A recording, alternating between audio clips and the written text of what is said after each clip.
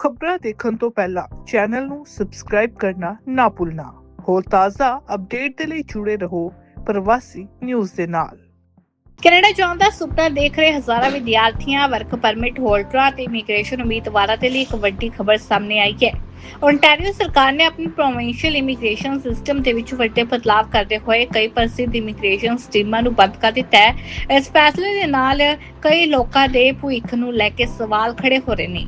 Ontario ਸਰਕਾਰ ਨੇ ਆਪਣੇ ਆਰਥਿਕ ਇਮੀਗ੍ਰੇਸ਼ਨ ਪ੍ਰੋਗਰਾਮ ਦੇ ਵਿੱਚ ਵੱਡਾ ਬਦਲਾਅ ਕਰਦਿਆਂ 30 ਮਈ 2026 ਤੋਂ ਕਈ ਇਮੀਗ੍ਰੇਸ਼ਨ ਸਕੀਮਾਂ ਨੂੰ ਬੰਦ ਕਰ ਦਿੱਤਾ ਹੈ।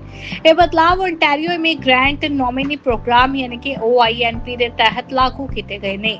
OINP ਉਹ ਪ੍ਰੋਗਰਾਮ ਹੈ ਜਿਸ ਰਾਹੀਂ ਓਨਟਾਰੀਓ ਸੂਬਾ ਵਿਦੇਸ਼ੀ ਨਾਗਰਿਕਾਂ ਨੂੰ ਸਥਾਈ ਨਿਵਾਸ ਦੇ ਲਈ ਨਾਮਜ਼ਦ ਕਰਦਾ ਹੈ, ਪਰ ਹੁਣ ਸਰਕਾਰ ਨੇ ਇਸ ਪ੍ਰੋਗਰਾਮ ਦੀ ਬਣਤਰ ਦੇ ਵਿੱਚ ਵੱਡੇ ਪੱਧਰ ਤੇ ਤਬਦੀਲੀਆਂ ਕਰਨ ਦਾ ਫੈਸਲਾ ਕੀਤਾ ਹੈ। ਬੰਦ ਕੀਤੀਆਂ ਗਈਆਂ ਸਕੀਮਾਂ ਦੇ ਵਿੱਚ foreign worker stream, international student stream, in demand skill stream, master graduate ਅਤੇ PhD ਗ੍ਰੈਜੂਏਟ ਸਟ੍ਰੀਮਾਂ ਦੇ ਨਾਲ human capital productives, French speaking, skilled worker, skill trades ਅਤੇ ਐਂਟਰਪ੍ਰੀਨਿਅਰ ਕੈਟਾਗਰੀਆਂ ਵੀ ਸ਼ਾਮਲ ਕੀਤੀਆਂ ਗਈਆਂ ਨੇ। ਇਸ ਦਾ ਮਤਲਬ ਹੈ ਕਿ ਜਿਹੜੇ ਉਮੀਦਵਾਰ ਇਹਨਾਂ ਮਾਰਗਾਂ ਰਾਹੀਂ PR ਦੀ ਉਮੀਦ ਕਰ ਰਹੇ ਸਨ, ਉਹਨਾਂ ਨੂੰ ਹੁਣ ਨਵੇਂ ਨਿਯਮਾਂ ਅਤੇ ਨਵੀਆਂ ਸਟ੍ਰੀਮਾਂ ਦੀ ਉਡੀਕ ਕਰਨੀ ਪਵੇਗੀ। ਸਰਕਾਰ ਦੇ ਵੱਲੋਂ ਹਜੇ ਤੱਕ ਇਹ ਨਹੀਂ ਦੱਸਿਆ ਗਿਆ ਕਿ ਨਵੇਂ ਮਾਰਗ ਕਿਵੇਂ ਕੰਮ ਕਰਨਗੇ ਅਤੇ ਉਹਨਾਂ ਦੇ ਲਈ ਯੋਗਤਾ ਦੀਆਂ ਸ਼ਰਤਾਂ ਕੀ ਹੋਣਗੀਆਂ।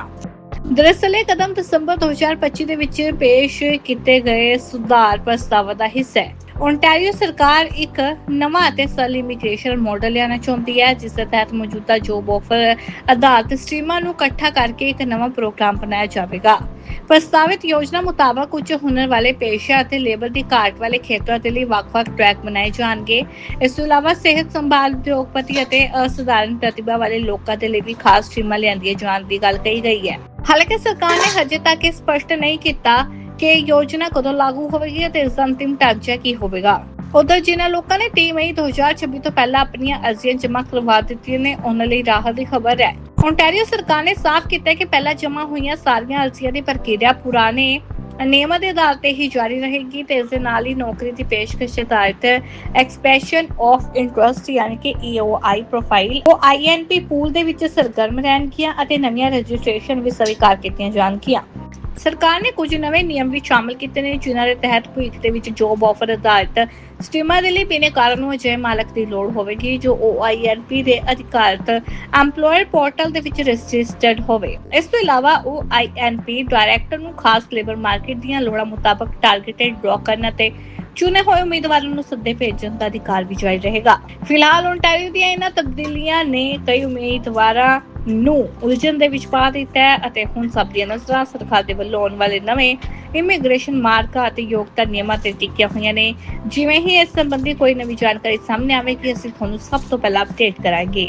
ਕੈਨੇਡਾ ਜਾਣ ਦਾ ਸੁਪਨਾ ਦੇਖ ਰਹੇ ਹਜ਼ਾਰਾਂ ਵਿਦਿਆਰਥੀਆਂ, ਵਰਕ ਪਰਮਿਟ ਹੋਲਡਰਾਂ ਤੇ ਇਮੀਗ੍ਰੇਸ਼ਨ ਉਮੀਦਵਾਰਾਂ ਦੇ ਲਈ ਇੱਕ ਵੱਡੀ ਖਬਰ ਸਾਹਮਣੇ ਆਈ ਹੈ।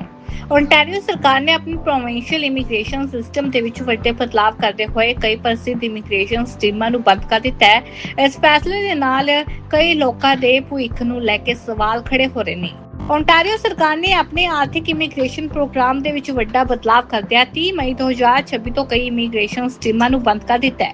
ਇਹ ਬਦਲਾਅ ਓਨਟਾਰੀਓ ਇਮੀਗ੍ਰੈਂਟ ਨੋਮੀਨੀ ਪ੍ਰੋਗਰਾਮ ਯਾਨੀ ਕਿ OINP ਦੇ ਤਹਿਤ ਲਾਗੂ ਕੀਤੇ ਗਏ ਨੇ। OINP ਉਹ ਪ੍ਰੋਗਰਾਮ ਹੈ ਜਿਸ ਰਾਹੀਂ ਓਨਟਾਰੀਓ ਸੂਬਾ ਵਿਦੇਸ਼ੀ ਨਾਗਰਿਕਾਂ ਨੂੰ ਸਥਾਈ ਨਿਵਾਸ ਦੇ ਲਈ ਨਾਮਜ਼ਦ ਕਰਦਾ ਹੈ, ਪਰ ਹੁਣ ਸਰਕਾਰ ਨੇ ਇਸ ਪ੍ਰੋਗਰਾਮ ਦੀ ਬਣਤਰ ਦੇ ਵਿੱਚ ਵੱਡੇ ਪੱਧਰ ਤੇ ਤਬਦੀਲੀਆਂ ਕਰਨ ਦਾ ਫੈਸਲਾ ਕੀਤਾ ਹੈ। ਬੰਦ ਕੀਤੀਆਂ ਗਈਆਂ ਸਟ੍ਰੀਮਾਂ ਦੇ ਵਿੱਚ foreign worker stream, international student stream, in demand skill stream, master graduate ਅਤੇ PhD ਗ੍ਰੈਜੂਏਟ ਸਟ੍ਰੀਮਾਂ ਦੇ ਨਾਲ human capital productives, French speaking, skilled worker, skill trades ਅਤੇ ਐਂਟਰਪ੍ਰੀਨਿਅਰ ਕੈਟਾਗਰੀਆਂ ਵੀ ਸ਼ਾਮਲ ਕੀਤੀਆਂ ਗਈਆਂ ਨੇ। ਇਸ ਦਾ ਮਤਲਬ ਹੈ ਕਿ ਜਿਹੜੇ ਉਮੀਦਵਾਰ ਇਹਨਾਂ ਮਾਰਗਾਂ ਰਾਹੀਂ PR ਦੀ ਉਮੀਦ ਕਰ ਰਹੇ ਸਨ, ਉਹਨਾਂ ਨੂੰ ਹੁਣ ਨਵੇਂ ਨਿਯਮਾਂ ਅਤੇ ਨਵੀਆਂ ਸਟ੍ਰੀਮਾਂ ਦੀ ਉਡੀਕ ਕਰਨੀ ਪਵੇਗੀ। ਸਰਕਾਰ ਦੇ ਵੱਲੋਂ ਹਜੇ ਤੱਕ ਇਹ ਨਹੀਂ ਦੱਸਿਆ ਗਿਆ ਕਿ ਨਵੇਂ ਮਾਰਗ ਕਿਵੇਂ ਕੰਮ ਕਰਨਗੇ ਅਤੇ ਉਹਨਾਂ ਦੇ ਲਈ ਯੋਗਤਾ ਦੀਆਂ ਸ਼ਰਤਾਂ ਕੀ ਹੋਣਗੀਆਂ। ਦਰਅਸਲ ਇਹ ਕਦਮ ਦਸੰਬਰ 2025 ਦੇ ਵਿੱਚ ਪੇਸ਼ ਕੀਤੇ ਗਏ ਸੁਧਾਰ ਪ੍ਰਸਤਾਵਾਂ ਦਾ ਹਿੱਸਾ ਹੈ। ओंटारियो सरकार एक नवा ਅਤੇ ਸਰਲ ਇਮੀਗ੍ਰੇਸ਼ਨ ਮਾਡਲ ਲਿਆਉਣਾ ਚਾਹੁੰਦੀ ਹੈ, ਜਿਸ ਦੇ ਤਹਿਤ ਮੌਜੂਦਾ ਜੋਬ ਆਫਰ ਆਧਾਰਿਤ ਸਟਰੀਮਾਂ ਨੂੰ ਇਕੱਠਾ ਕਰਕੇ ਇੱਕ ਨਵਾਂ ਪ੍ਰੋਗਰਾਮ ਬਣਾਇਆ ਜਾਵੇਗਾ। ਪ੍ਰਸਤਾਵਿਤ ਯੋਜਨਾ ਮੁਤਾਬਕ ਉੱਚ ਹੁਨਰ ਵਾਲੇ ਪੇਸ਼ਾ ਅਤੇ ਲੇਬਰ ਦੀ ਘਾਟ ਵਾਲੇ ਖੇਤਰਾਂ ਦੇ ਲਈ ਵੱਖ-ਵੱਖ ਟਰੈਕ ਬਣਾਏ ਜਾਣਗੇ। ਇਸ ਤੋਂ ਇਲਾਵਾ ਸਿਹਤ ਸੰਭਾਲ, ਉਦਯੋਗਪਤੀ ਅਤੇ ਅਸਾਧਾਰਨ ਪ੍ਰਤਿਭਾ ਵਾਲੇ ਲੋਕਾਂ ਦੇ ਲਈ ਵੀ ਖਾਸ ਸਟਰੀਮਾਂ ਲਿਆਂਦੀਆਂ ਜਾਣ ਦੀ ਗੱਲ ਕਹੀ ਗਈ ਹੈ। ਹਾਲਾਂਕਿ ਸਰਕਾਰ ਨੇ ਹਜੇ ਤੱਕ ਇਹ ਸਪਸ਼ਟ ਨਹੀਂ ਕੀਤਾ ਕਿ ਯੋਜਨਾ ਕਦੋਂ ਲਾਗੂ ਹੋਵੇਗੀ ਅਤੇ ਇਸ ਦਾ ਅੰਤਿਮ ਢਾਂਚਾ ਕੀ ਹੋਵੇਗਾ।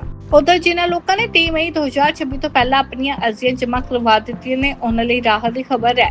ਓਂਟਾਰੀਓ ਸਰਕਾਰ ਨੇ ਸਾਫ਼ ਕੀਤਾ ਕਿ ਪਹਿਲਾਂ ਜਮ੍ਹਾਂ ਹੋਈਆਂ ਸਾਰੀਆਂ ਅਰਜ਼ੀਆਂ ਦੀ ਪ੍ਰਕਿਰਿਆ ਪੁਰਾਣੇ ਨਿਯਮਾਂ ਦੇ ਆਧਾਰ ਤੇ ਹੀ ਜਾਰੀ ਰਹੇਗੀ ਤੇ ਇਸ ਦੇ ਨਾਲ ਹੀ ਨੌਕਰੀ ਦੀ ਪੇਸ਼ਕਸ਼ ਆਧਾਰਿਤ ਐਕਸਪ੍ਰੈਸ਼ਨ ਆਫ ਇੰਟਰਸਟ ਯਾਨੀ ਕਿ EOI ਪ੍ਰੋਫਾਈਲ ਉਹ INP ਪੂਲ ਦੇ ਵਿੱਚ ਸਰਗਰਮ ਰਹਿਣਗੀਆਂ ਅਤੇ ਨਵੀਆਂ ਰਜਿਸਟ੍ਰੇਸ਼ਨ ਵੀ ਸਵੀਕਾਰ ਕੀਤੀਆਂ ਜਾਣਗੀਆਂ।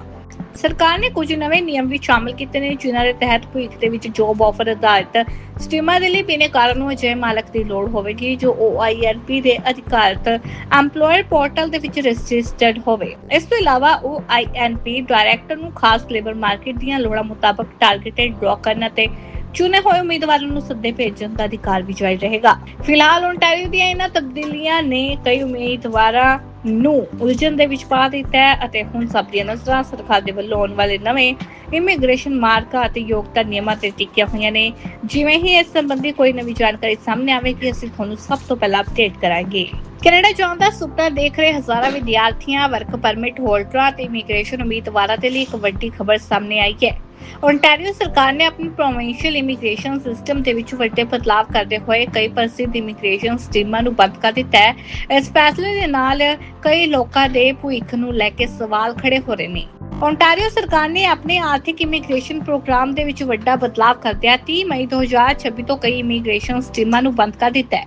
ਇਹ ਬਦਲਾਅ ਓਂਟਾਰੀਓ ਇਮੀਗ੍ਰੈਂਟ ਨੋਮੀਨੀ ਪ੍ਰੋਗਰਾਮ ਯਾਨੀ ਕਿ OINP ਦੇ ਤਹਿਤ ਲਾਗੂ ਕੀਤੇ ਗਏ ਨੇ।